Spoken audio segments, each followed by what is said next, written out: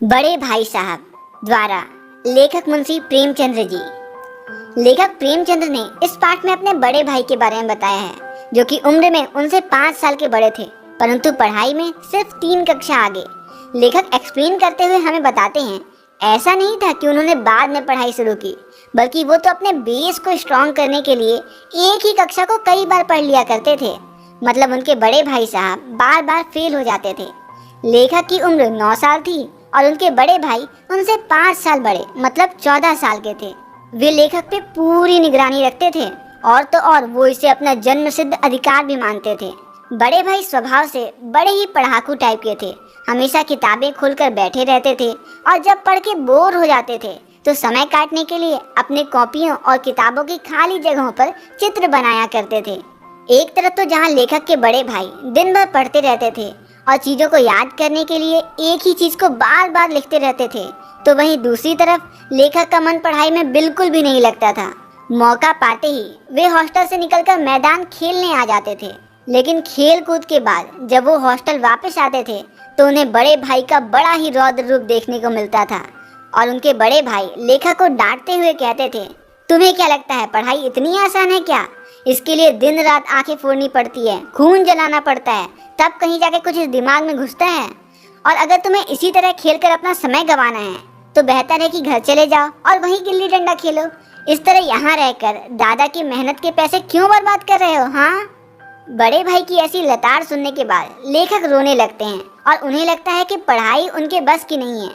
लेकिन डांट खाने के 2-3 घंटे बाद जब उनकी निराशा हटती तो खुद को मोटिवेट करते और फटाफट पढ़ाई के लिए एक एकदम कठिन सा टाइम टेबल बना लेते।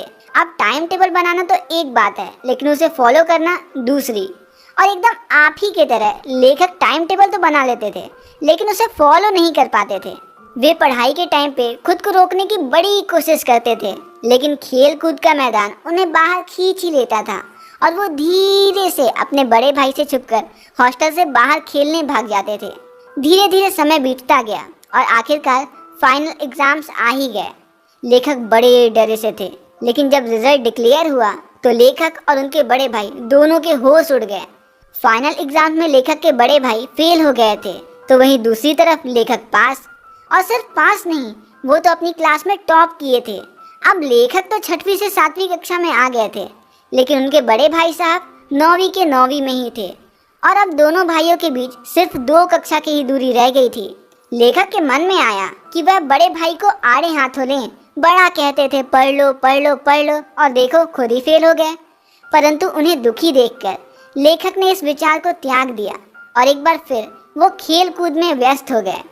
अब बड़े भाई साहब का लेखक पे ज़्यादा दबाव ना था, लेकिन एक दिन जब लेखक सुबह का सारा समय खेल में बिताकर लौटे तब बड़े भाई साहब ने उन्हें जमकर डांटा और कहा, अगर कक्षा में अव्वल आने पर तुम्हें घमंड हो गया है तो यह जान लो, बड़े बड़े आदमी का भी घमंड नहीं टिक पाया। इतिहास तो पढ़ा होगा ना तुमने, घमंड रावण जैसे ज्ञानी का सर्वनाश कर दिया, फिर तुम क्या चीज हो। उन्होंने अनेकों उदाहरण के साथ लेखक की इज्जत से क्लास लगाई और बोले, जब मेरी क्लास में पहुंचोगे तो तुम्हें पता चलेगा कि पढ़ाई कितनी कठिन है। अरे अलजेब्रा, जियोमेट्री और हिस्ट्री रटने में हालत खराब हो जाती है। और बड़े भाई साहब लेखक के निबंध लिखने को भी समय की बर्बादी माना करते थे और वो कहते हैं, और ये जो तुम दिन भर निबंध लिखते रहते हो ये सिर्फ और सिर्फ समय की बर्बादी है। तुम्हें क्या लगता है एक दिन एनसीईआरटी वाले क्लास 10th की हिंदी बुक में तुम्हारे निबंध को छाप देंगे और बच्चे उसे वासु भैया से पढ़ने आ जाएंगे क्या? अजी बिल्कुल नहीं। और उन्होंने कहा, परीक्षा में उत्तीर्ण होने के लिए मेहनत करनी पड़ती है। अब जो कि स्कूल जाने का समय निकट आ गया था तो लेखक और ज़्यादा सुनने से बच गए। लेकिन इतना सुनने के बाद भी लेखक का मन पढ़ाई में लगा नहीं और वो खेल कूद में शामिल होते रहे। धीरे धीरे इसी तरह साल बीत गया और एक बार फिर से फाइनल एग्जाम्स आ गए और एक बार फिर बड़े भाई साहब फेल हो गए और लेखक पास। इस साल तो बड़े भैया ने बहुत मेहनत की थी, लेकिन वो फिर भी फेल हो गए और वहीं दूसरी तरफ लेखक एकदम इत्तू सी मेहनत करके भी पास हो गए। लेखक को अपने बड़े भाई पे दया आ रही थी। जब नतीजा सुनाया गया तो वो रो पड़े और अपने बड़े भाई को यूं रोता देखा तो लेखक को भी रोना आ गया।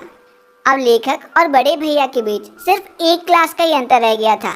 लेखक 8वीं कक्षा में पहुंच गए थे और बड़े भैया अभी भी 9वीं के 9वीं में थे। अब दोबारा सेम क्लास में फेल होने के बाद बड़े भाई साहब नरम पड़ गए, और तो और वो अब लेखक को डांटना भी बंद कर दिए थे। और कहीं ना कहीं अब लेखक के मन में यह धारणा बन गई थी कि वह पढ़ें या ना पढ़ें, पास तो हो ही जाएंगे।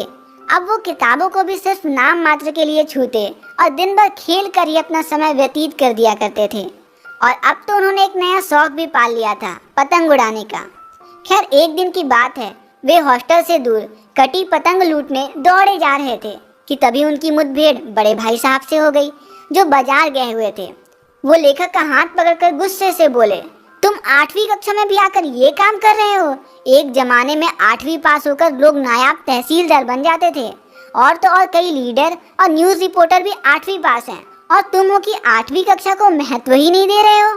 तो क्या हुआ, तुम मुझसे सिर्फ एक कक्षा ही पीछे रह गए हो, और हो सकता है कि अगले साल तुम मेरे साथ मेरी क्लास में भी आ जाओ, और उसके भी अगले साल मुझसे भी आगे निकल जाओ। लेकिन फिर भी मेरा तजुर्बा तुमसे ज़्यादा रहेगा और तुम्हें समझाने का अधिकार भी। बड़े भाई ने अम्मा और दादा का उदाहरण देते हुए कहा, भले ही हम बहुत पढ़ लिख जाएं, परंतु उनके तजुर्बे की बराबरी कभी नहीं कर पाएंगे। वे बीमारी से लेकर घर के कामकाज तक हर चीज़ में हमसे ज़्यादा अनुभव रखते हैं। अब बड़े भाई की इस बात को सुनकर लेखक को अपनी गलती का एहसास हुआ, और वो बड़े भैया की बातें चुपचाप सर लटकाकर सुने जा रहे थे। इतने में ही एक कटी पतंग दोनों भाइयों के ऊपर से गुजरी। अब जो कि बड़े भाई साहब लंबे थे, तो उन्होंने पतंग की डोर पकड़ ली और हॉस्टल की ओर दौड़ भागे, और लेखक भी उनके पीछे पीछे दौड़ पड़े। तो बस यहीं पे खत्म होती है हमारी ये प्यारी सी कहानी। तो बढ़ते हैं अगली वीडियो में अगले चैप्टर डायरी का एक पन्ना की ओर, और तब तक के लिए दीजिए मुझे इजाजत। नमस्कार।